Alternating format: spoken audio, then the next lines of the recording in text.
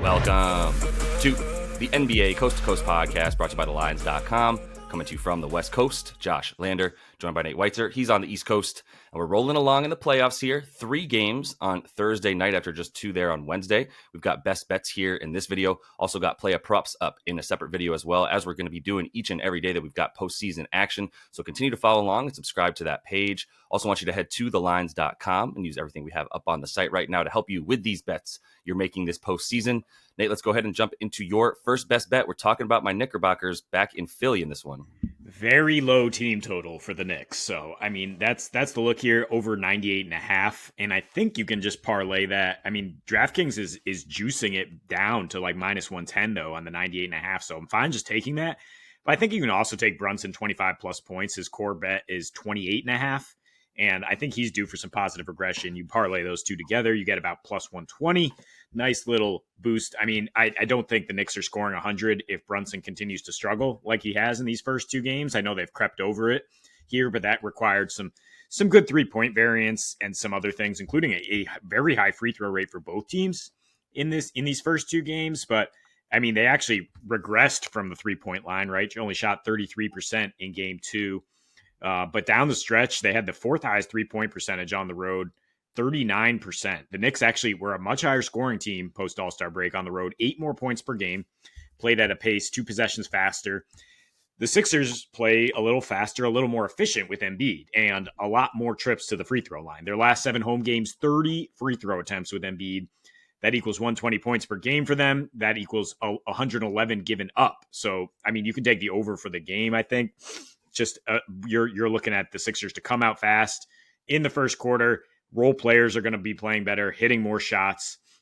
So I'm not necessarily sure that the Knicks are going to cover this 5 because I think that the Sixers are going to play very well and get their points. But I just think they're going to play a little faster, not as well defensively, the Knicks, away from the Garden, and therefore they're going to match points with Brunson, finally getting on track this series. And so let's look at his stuff. I mean, first 2 in this series, 29% from the floor, 94 offensive rating. That's not the guy who was like, a first-team All-NBA player post All-Star break for sure. But we saw this against Cleveland where he kind of warmed into the series and figured out how they were defending him last year. He shot 39%. The team shot 39% those first 2 at Cleveland. Granted, they were going back home in that series, and now they're hitting the road, but I don't think it really matters for Brunson. He shot 53% in games 3 and 4 after he figured that out. The team shot 46% and averaged just over 100 in just a rock fight series, not as pretty. I mean, Brunson going on the road, I'm not worried about it because his last 11 in the regular season, he averaged 38 a game on the road, including like a 61-point performance. I mean, his shot making on these pull-ups is so low, so much lower than it was in the regular season, 28% in these 2 versus 51% on the road and 50% in general post All-Star break. Like, he's just going to start hitting these shots. It is somewhat about how Philly has been able to defend him and get him off his spots, but I think he's too good to be held below 25 again. Yeah, 25 maybe. The 30 points has been really high for him, to be honest, in this series. And I mean, Philly's good in a lot of the spots of what Jalen Brunson wants to do. So it makes sense that they'd be able to at least limit him in these playoffs. But I suppose there's some shot making to it as well with JB. But for this game here, like I'll move my bet up here about this one to talk about it first, because I think Philly wins this game. I think Philly pulls it out probably by 5. I've got a first quarter bet that I'm putting on it, and I'm good with both these bets separately because I think they're both worth it. But you can also parlay them for a nice plus 124, and that's Philly to win the first quarter by 2 points or more, and Maxey to get 5+ points. And his points prop for the first quarter is at 5.5, and I get it, to be honest, because he's actually coming out before Embiid in that first quarter. So like maybe you prefer Joel's first quarter points here, which are much higher than 5.5. But I thought 5.5 was too low for Maxey, who's taking a number, he's taking at this point 5 shots in the first quarter. And like there's a little bit of, he hit 2 threes in each of the first 2 games. So there's something to that in the first quarter. So there's something to that being the reason that he's gone over so comfortably in this series so far. But I mean, 8 points per game, 5 field goal attempts, and then 3.5 of those are 3. So he is taking 3 to 4 threes per quarter so far in these first two, but overall too, like this is something he's done very consistently on the season as well, averaging about the 9 minutes in the first quarter that he's averaged in the first couple. So the 9.2 minutes on the season, when he's at that, he's still at about a 72% hit rate for going over 5 points. And he's also got a couple free throw attempts per game as well in the first quarter on the season. So I'm super fine with the fact that, this is still 5.5. If this was up at like 7.5 and I needed him to hit 4 baskets, then I might be like, okay, now you're losing me on it. But at 5.5, we still get great juice at like plus 105 for that bet alone. But like I said, nice. If you just take the 5+ on DraftKings and you parlay that with them to win this quarter, like they're coming out swinging. I like them to win the game. I mean, I wouldn't be the least bit surprised to see them lead half and full, or really pretty much the whole game, outside of like, let's say there's, the Knicks get like some early buckets right away and to pull ahead. But I think they're going to probably be winning most of the game in this one, to be honest. I'm not going to like get into referees and calls. I'm just really going to talk about the way that the trends go once you're a 0-2 team down at home, third game of the playoffs. Plus, if you look at the way that this is split, there's some really good numbers that about the way that this is split between seeds, right? And so, like, if you're a 4-5 seed and you're down 0-2 going back to, like, you're the 5 seed, you're down 0-2 going back home, you're a lot more likely to win that next game. You have like a 77% hit rate.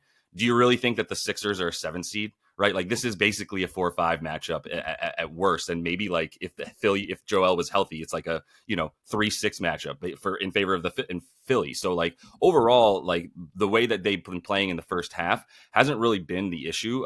They came out slow once, but for the other couple games here, they are covering in the first quarter, winning 29-21 in that first quarter. After like Embiid's coming out and just completely dominating. The Knicks have a 93.5 offensive rating in that first quarter. The 76ers have a 131.1 offensive rating. So that net is obviously like solidly in favor of Philly. And I don't know why that would really come to a close here. Like they've been doing it. I'm just expecting them to do it again. I don't need to dive too much further into it. They're not winning the rebound match and they're winning pretty much everything else. So I still think they're good to win this game and the first quarter for sure. Yeah, I mean, the human element of it, too, that the NBA admitted they basically robbed them of that game with 2 missed calls on Tyrese Maxey. He was going to get honored as MIP before the game. They should come out, with some momentum behind those 2 things. I mean, neither here nor there. I don't think Tyrese Maxey is the most improved player, but let's just move on to Cleveland at Orlando, and the total's only 200 in this game. And I mean, unders are always in play based on what we've seen, but I'm going to take the Donnie Mitchell stat leaders market here. Made threes leader for the game, plus 150. It's been bet down a tiny bit, but I mean, it just seems more likely than not that his only real competition is Darius Garland for that. And so maybe sprinkle a quarter unit on him to lead the game in points as well, which is also even money. And I was looking at that for the first 2 games in Cleveland. It was like minus 110, minus 120. I don't understand.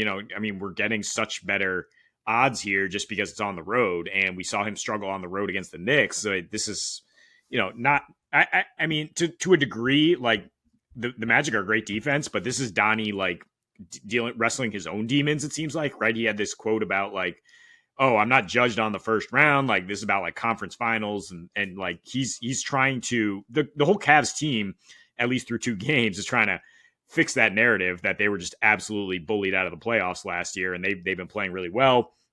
But Donnie, I mean, he led both games in scoring despite not even shooting well, right? I mean, he's only 5 for 18 from 3, only 30% on pull-up threes. He was 40% on the season on catch and shoots, and he has not shot well on those either. I mean, you look at when he was the main focal point for Utah on the road in the playoffs, like, so before he joined Cleveland, he hit 4.2 threes at 40% his last 6 on the road there, shot 10. And it's the volume there. Like, if he's going to get up 10 attempts, like, who else in this game could you possibly imagine taking 10 threes? Like, the Magic are not a 3-point shooting team. As we know, they had the lowest percentage of points via 3 all season. They had the 5th lowest attempts, and 88% of those were assisted, and they have not been getting any assists in this series. There's 17 assists to 14 turnovers. They're shooting 23% from deep, and their leader on threes per game, Jalen Suggs, is dealing with a knee injury now. So, like, how effective is he going to be? Cleveland is, both these teams are just top 5, limiting threes, limiting assists. So you're going to have to be able to just get your own shot. And that's what Donnie can do. He's basically the only guy in the series who can just create a three out of nothing. I mean, if Suggs is hampered at all, that's a big boon for him too, to be able to create on the perimeter. And I just think he's going to answer the bell here after he was just awful at down the stretch in that Knicks series. He did open 6 for 16 in game one though, and I don't think we have to read too much into home road stuff here when backing Donnie.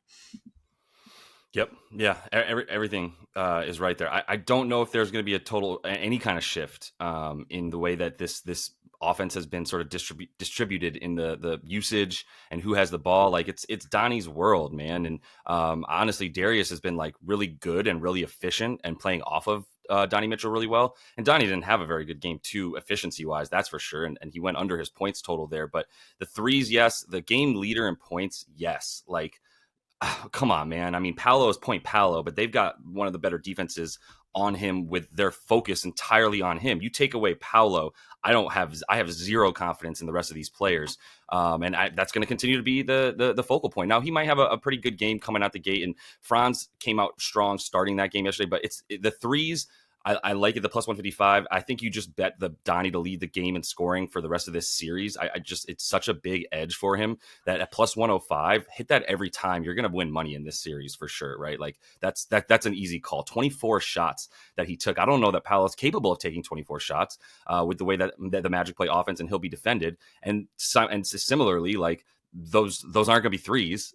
So like Donnie's going to be shooting for more points. And yeah, he's the best offensive player in this series, best scorer in this series without question. And that's all I need to know. So let me finish off best bets with the same premise of what I took with Philly similarly, but I'm going for the first half here for the Lake Show. And in part, not just the first quarter, which I considered, but I like the full half here because then I get a few more minutes from LeBron too. Like he's been coming out a little bit earlier in the first quarter, and it's really been AD's end of the first quarter. It's been like him really dominating things for the last like 3 to 4 minutes of that first quarter. And then in the second quarter, LeBron comes in for the last like 7 to 8 minutes, about 8 minutes, and is in there to like make sure that they have they're strong going into the half. And that's what I've noticed about the subs. Shout out popcornmachine.net. Really good site to see the game flow, where you can see who's subbing in when and for whom and stuff like that. And that's exactly what you see with LeBron and the Lakers, is like when he comes in, the pace picks up at the end of that second quarter, and he comes in to really do damage at that point. Like I said, make sure that they at least are in this thing at the half, if not winning, because they've won both the first quarters. They've won both the first halves. In the first quarter, they've won by an average 30 to 24, second quarter, 29 to 26. So they're going into this halftime with an average lead of like 8 points. And they haven't won a game yet. That is, I mean, this is the same old sad song, man. This is 6 games in a row in the playoffs for the Lake Show, but I'm still going to take them to at least do it again in the first half. I don't know why that would simmer down.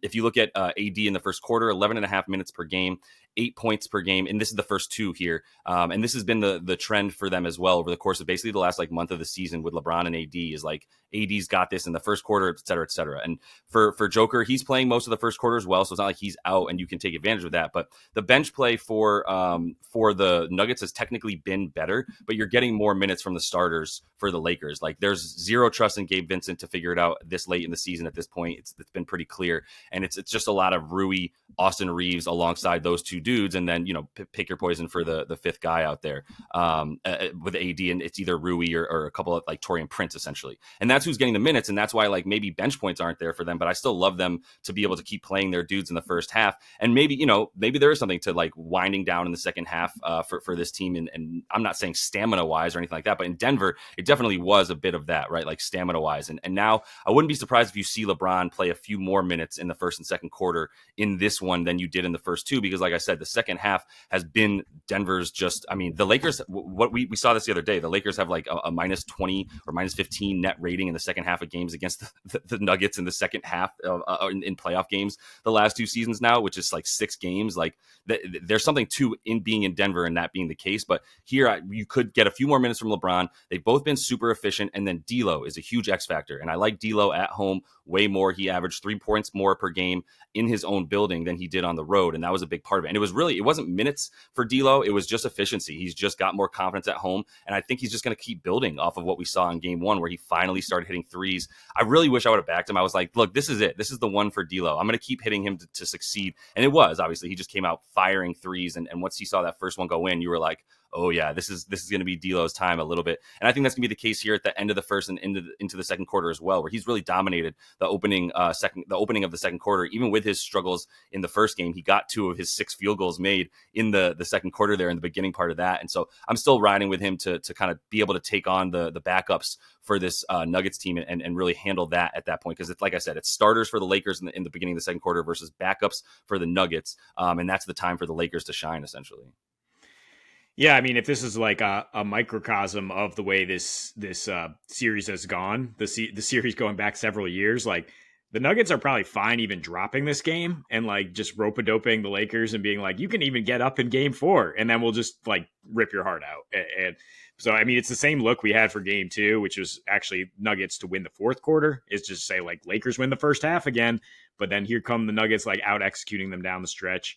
Interesting that like LeBron's line for the first quarter is so much lower than AD, 4.5 points versus 8.5, and he's plus 850 to lead the game in first quarter points here. Just because he played only 9 minutes in the last game in the first quarter, he played the whole first quarter in game 1.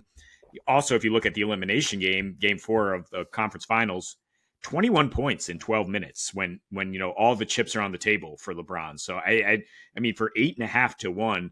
I think that might be worth a sprinkle if you're going to take an angle here. Because, I mean, he's also they were asking for more free throws. They're going to be very aggressive from the jump and probably going to get a few of those whistles. Do you know what AD is, by the way? AD's plus 170 behind Jokic as well, who, sometimes just really eases into games and does not score in the first quarter. Yeah.